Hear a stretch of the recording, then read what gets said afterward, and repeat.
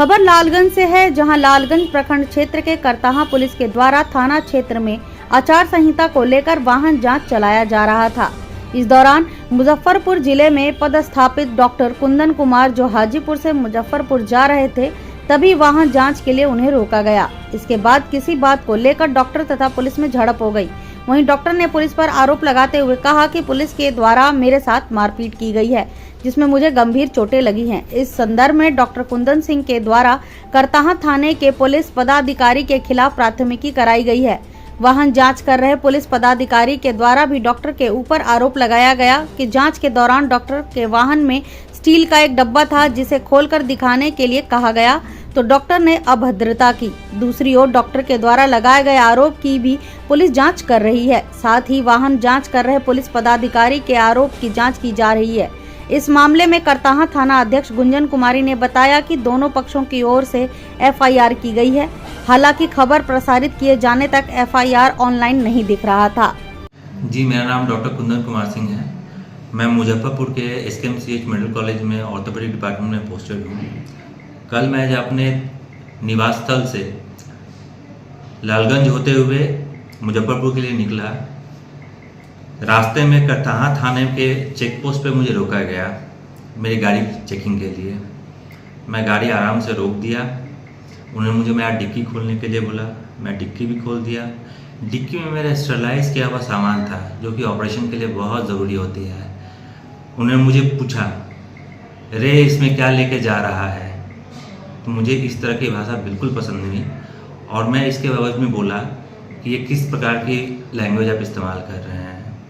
जब मैंने इस तरह से बोला तो वो बोलने लगे, रे उंगली दिखा के बात करेगा, रे उंगली दिखा के बात करेगा।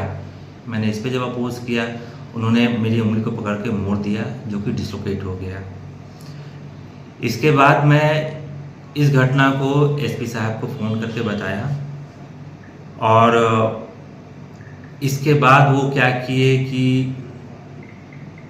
बगजग में डंडा लिया और मेरे पीछे मारा।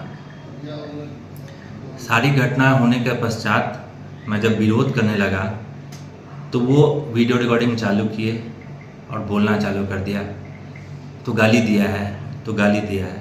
मेरा बस इनसे यही सवाल था, क्या गाली दिए हैं ये प्लीज़ बता दीजिए। भाई साहब, आप क्या गाली दिए हैं ये बता दीजिए। इस वीडियो को फैब्रिकेट करके वो सारे जगह सर्कुलेट कर रहे हैं।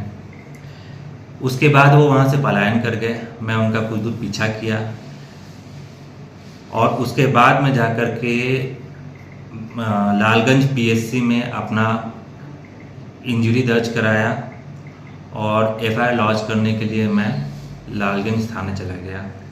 लालगंज थाने के पास मुझे वही गाड़ी दिखाई दी जो कि मुझे देखते ही पलायन कर गई। तत्पश्चात मेरी मुलाकात वहाँ के डीएसपी साहब से हुई। डीएसपी साहब को पूरी बातों की जानकारी मैंने दी। इसके बाद वो मुझे लेकर के करताहा थाना लेके चले गए, जहाँ पर उन्होंने उस अधिकारी को बुलाया और पूरी बातों की जानकारी ली। पहले तो वो ये बताए कि ये गाड़ी स्पीड करके आ रहे थे, हमारे चेक पोस्ट को क्रॉस कर गया, और बोलने लगे कि हम डॉक्टर साहब हैं, हम इमरजेंसी में, हमें जाने दो। ठीक।